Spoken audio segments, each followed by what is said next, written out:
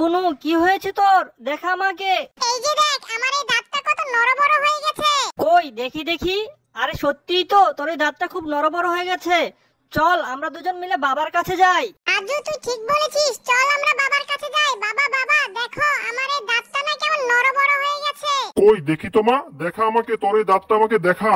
আরে সত্যিই তো তোর এই দাঁতটা খুব নড়বড় হয়ে গেছে। তুই কোনো চিন্তা করিস না, আমি এক্ষুনি তোর এই দাঁতের একটা ব্যবস্থা করে দেব। তাই নাকি বাবা? তাহলে এখনই কিছু একটা করো। তাহলে তুমি হা করো মা, আমি এই সুতাটা দিয়ে শক্ত করে তোমার দাঁতটা বেঁধে নিব, যাতে তোমার কষ্ট না হয়। আচ্ছা বাবা, তাহলে এই সুতা দিয়ে শক্ত করে আমার দাঁতটা বেঁধে নাও, যাতে আমার কষ্ট না হয়। ঠিক আছে মা, তুই কোনো চিন্তা করিস না, আর কোনো ভয়ও পাস না, আমি তোর সাথেই আছি। এই যে তোর দাঁত বাঁধা প্রায় হয়ে গেছে। বাবা, আমি অনেক ব্যথা পাচ্ছি, তুমি আস্তে করো। আর আমার অনেক ভয়ও হচ্ছে।